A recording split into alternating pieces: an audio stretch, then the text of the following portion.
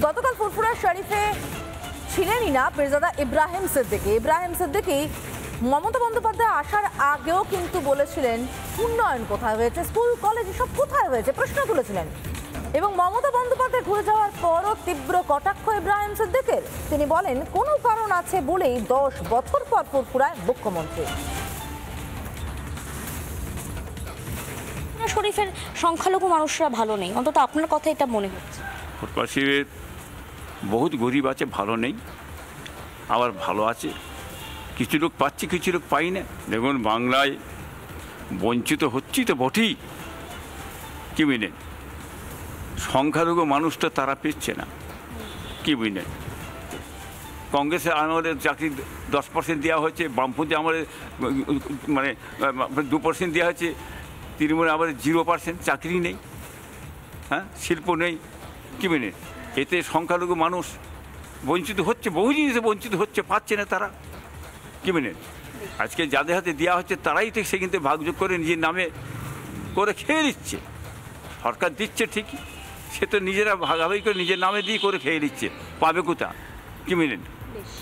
একটা ঘর করতে গেলে তাতে 10,000 টাকা তাদের ঘরে যারা দিতে হবে, মানে ফাইন দিতে হবে, তারপরে আপনি টাকা পাবেন। এটা কি এখানেও চলে, এই নিয়ম এখানেও চলে যে আবাসের টাকা আসলে ঘরের টাকা অন্যজনকে দিতে হবে বা কাটমানি দিতে হবে, না হলে টাকা পাবে, না হলে ঘর পাবে? কাটমানি না দিলে কোনো কাজই হবে না, তো এইটাই তো আফসোস আমাদের।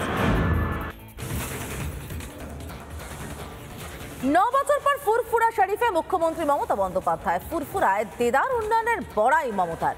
ফুরফুরা থেকে মমতা ফিরতেই তীব্র কটাক্ষ তোহা সিদ্দিকের। সম্পূর্ণ উন্নয়ন হয়েছে বলা মানে বেইমানি করা।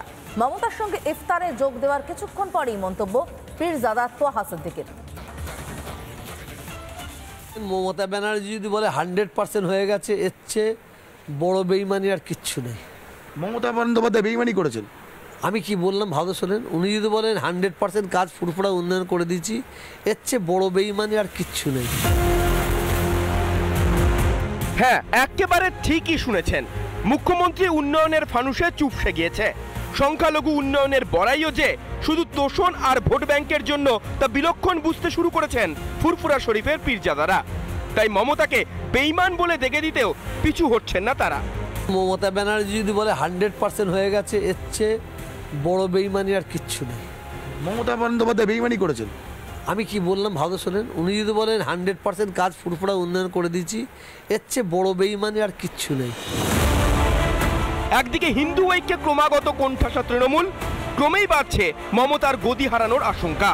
ঠিক এই সময়ই সংখ্যালঘুদের দুধেল গাই মনে করা মমতা ছুটলেন ফুরফুরা শরীফ। মমতাকে বেকায়দায় পেয়ে দর হাঁকালেন সংখ্যালঘুরাও।